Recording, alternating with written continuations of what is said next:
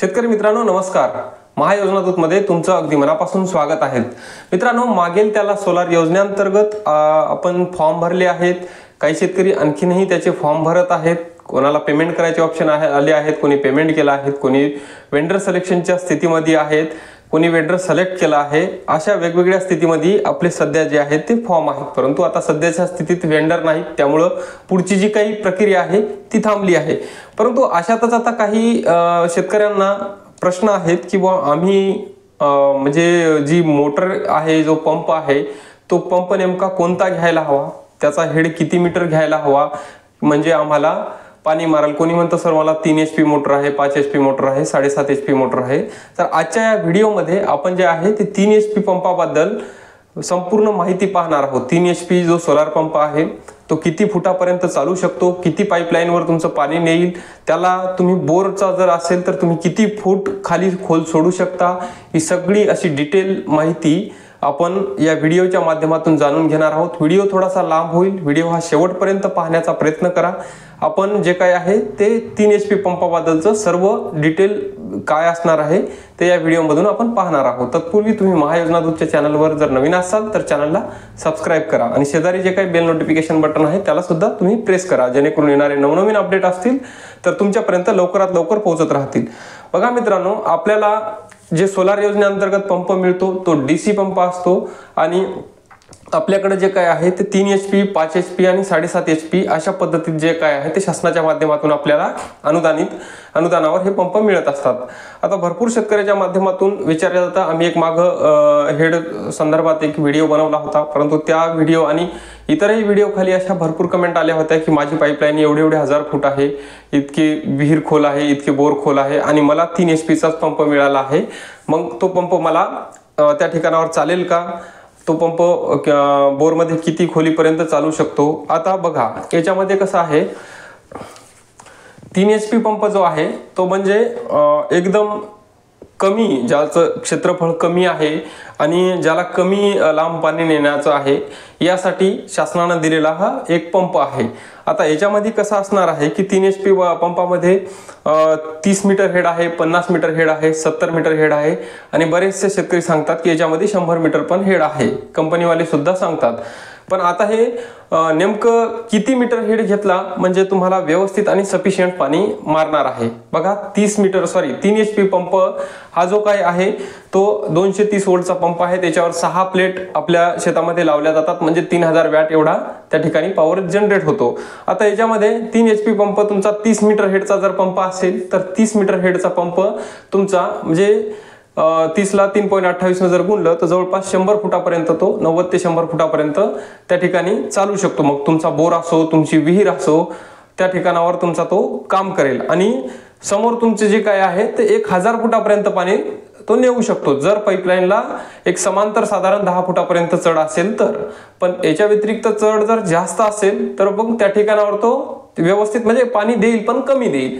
आता याच्यामध्ये पुढे जो असतो ते 50 मीटर हेड आहे, ते 50 मीटर हेड जे आहे तर तुमचा 150 फुटापर्यंत तो काम करणार आहे आणि तुमची जी काही पाईपलाईन आहे तर 2000 फुटापर्यंत तुम्ही त्याला नेऊ शकता, म्हणजे तुमची 100 छेडी जर पाईपलाईन असेल तर तिथे तुम्हाला पाणी नेऊ शकता। परंतु तुम्ही जर म्हणसाल की मला 5 म्हणजे मोठ्या मोटर इतकं, AC मोटर इतकं त्या ठिकाणी पाणी मिळेल, तर हे शक्य नाही। आपला जो काही बोर आहे त्या बोर इतकं तुम्हाला त्या ठिकाणी पाणी मिळू शकेल, म्हणजे स्प्रिंकरचे जवळपास 5 ते 6 स्प्रिंकर प्रेशरने फिरू शकेल एवढं पाणी त्या ठिकाणावर तुम्हाला तो देणार आहे। परंतु तुमचं जे काय आहे ते पाणी म्हणजे पाईपलाईन ही जास्त जर चढाला असेल तर त्या ठिकाणी तो काम नाही करणार, म्हणजे पाणी देईल पण तुमचं एकदम कमी प्रमाणात तिथे पाणी देणार आहे। डिपेंड करतं की तुमची डिलिव्हरी किती आहे, तुमची डिलिव्हरी जे 2.5 इंची आहे किंवा मग 2 इंची आहे। 2.5 इंची डिलिव्हरी असेल तर आणखीन पण त्याच्यावर दाब वाढणार आहे, चढाला जर असेल तर त्याच्या पंपावर जो काय आहे ते दाब वाढणार आहे। आता त्याच्यावर 90 मीटरचा 100 मीटरचा पण हेड येतो। आता काही कंपन्या 90 मीटरचा सांगतात, काही कंपन्या 100 मीटरचा हेड सांगतात। आता 100 मीटरचा हेड जे आहे ते तुमचा 300 फुटापर्यंत काम करतो, 90 मीटरचा जो हेड आहे ते 270-260 फुटापर्यंत तो काम करतो। परंतु मित्रांनो आता कसं आहे की इथे एक सांगायची गोष्ट अशी आहे, महत्त्वाची गोष्ट अशी आहे की जितका पंप तुम्ही डीप सोडसाल त्याच्यावर काय होणार आहे की तुमचं हेड वाढणार म्हणजे इम्पिलर वाढणार आहेत. म्हणजे त्याच्यावर जे आपण एक एक छोटे छोटे असे बाउल सारखे इम्पिलर असतात ते वाढणार आहेत. इम्पिलर वाढणं म्हणजे मोटरवरला लोड वाढणार आहे. वरची जे काही पाण्याचा दाब आहे, जो पाईप तुम्ही त्या ठिकाणी टाकणार आहात 2 इंची पाईप जो टाकणार आहात की ते पाण्याचा दाब वाढणार आहे की मोटरचा आरपीएम नक्कीच त्या ठिकाणावर काही कमी होणार आहे, काही घटणार आहे.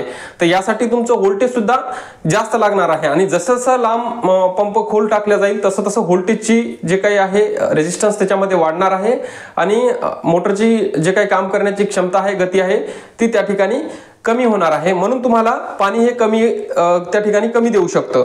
आता याच्यामध्ये काय असतं की 30 मीटर मध्ये 3 इम्पिलर असतात. 3 इम्पिलर म्हणजेच एका इम्पिलरची क्षमता जी असते ते 30 फुटापर्यंत ते पाणी तुम्हाला बाहेर देऊ शकतं.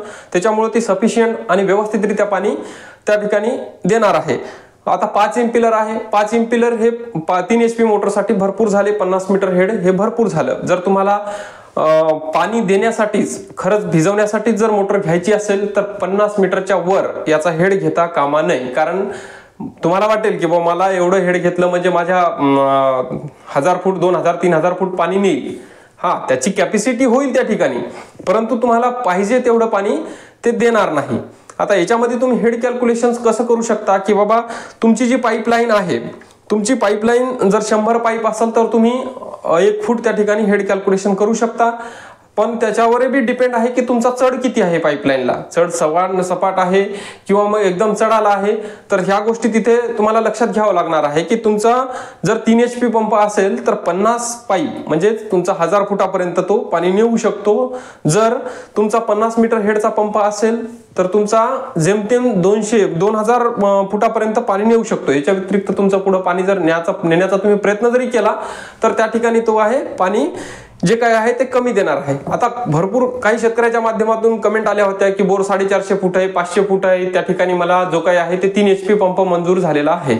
मग अशा शेतकऱ्यांनी आता काय करायचं? या पंपाची जी काही कॅपॅसिटी आहे 200-250 फुटाच्या खाली जे काय आहे ते पंप काम करणार नाही. त्याचं जे सामान आहे म्हणजे 90 मीटर पाईप तुम्हाला दिला जातो, तेवढा वायर म्हणजे जवळपास 200 किंवा मग 70 मीटर दिला जातो, 210 अशा पद्धतीत तुम्हाला त्याचं जे काही आहे भांडवल दिलं जातं.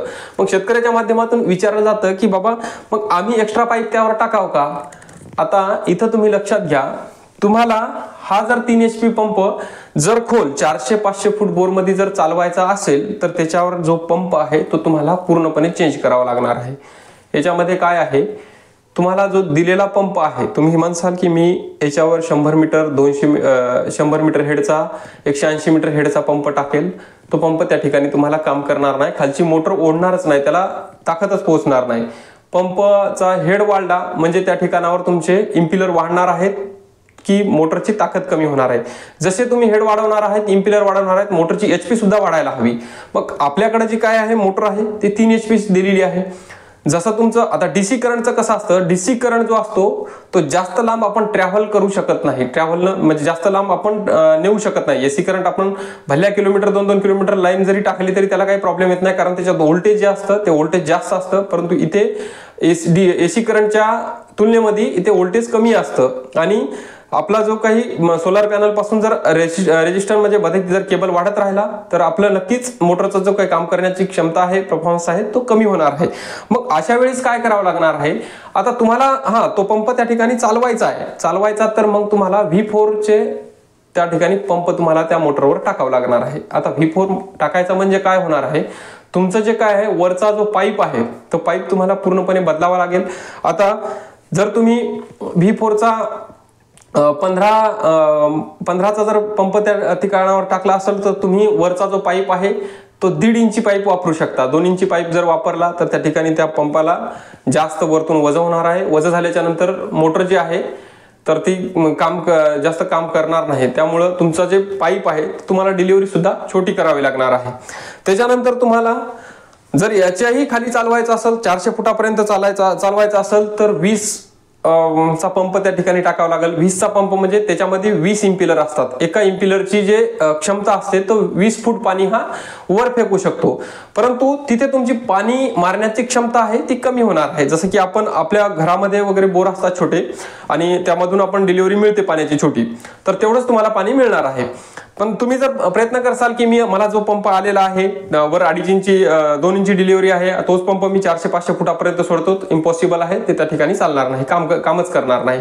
तुमचं मोटर कंट्रोलर मध्ये ओव्हरलोड वगैरे अशा प्रकारचे एरर दाखवून ती मोटर सोडून देईल, किंवा मग तुमचं जे काही कंट्रोल जॉईंट वगैरे भ्रष्ट करण्याचे ते प्रॉब्लेम त्या ठिकाणी येणार आहेत. तुम्हाला त्या ठिकाणी 1 इंची ते 1.5 इंची डिलिव्हरी वापरावं लागेल. हा, ही मोटर तुम्ही योग्य त्या कंपनीच्या सल्ल्याने, म्हणजे त्याचं जे कंट्रोलर वगैरे त्याची एम्पियर सहन करण्याची ताकद किती, हे सगळं हे करून कंपनीशी बोलून तुम्ही ही मोटर 500 फुटापर्यंत तुम्ही चालवू शकता. परंतु त्यावर तुम्हाला जो पंप आहे तो पूर्ण चेंज करावा लागेल. त्यावर V4 पंप टाकावा लागणार आहे. जसा जितकी खोली वाढेल तितकी खोली तुम्ही त्याच्यावर जे काही इम्पिलर तुम्हाला वाढवत चालावं लागेल. 3 HP मोटरवर तुम्ही 25 इम्पिलर वाढवू शकता. 25 इम्पिलर वाढवला आणि तुम्ही 500 फुटापर्यंत जर पंप टाकायचा प्रयत्न केला तर त्या ठिकाणी फक्त 1 इंची पाईप तुम्हाला टाकावं लागणार आहे, आणि तेवढाच पाईप, ती जी डिलिव्हरी आहे तेवढं पाणी तुम्हाला देणार आहे. म्हणजे एकंदरीत तुम्हाला जे काही आपण शेतामध्ये भिजवतो, आता 3 HP मोटर म्हणजे भरपूर पाणी देते, 30 मीटर जर हेड असेल तर. परंतु आता याच्यामध्ये आपल्या फक्त नळाच्या मोटर एवढं पाणी तुम्हाला ती देणार आहे खोल टाकल्याच्या नंतर, म्हणजे 1 इंचीच पाणी तुम्हाला मिळणार आहे. आता मग याची आपण डायरेक्ट भिजवण्यासाठी वापर करू शकतो का, तर नाही. मग तुम्ही विहीर किंवा विहिरीमध्ये साठवून नंतरच दुसरी मोटर त्या ठिकाणी वापरावं लागणार आहे. मग आता खोल टाकण्यासाठी काय पर्याय आहे, की तर मोटरची HP वाढवावं लागणार आहे. तर HP वाढवल्याशिवाय तुम्हाला हे खोल टाकताच येणार नाही. हे झालं तुमचं जे काय आहे की मोटर नेमकी कोणती मोटर किती फुटापर्यंत चालेल. आता पाईपलाईनचं सुद्धा आपण समजून घेतलं आहे की पाईपलाईनला सुद्धा तुम्हाला ज्या हेड आहे 3 HP मोटर आहे, तर तुम्ही म्हणजे 3 HP 30 मीटर हेड आहे ते 90 फुटापासून वर पाणी काढू शकता, आणि समोर 1000 फुटापर्यंत तुम्ही नेऊ शकता.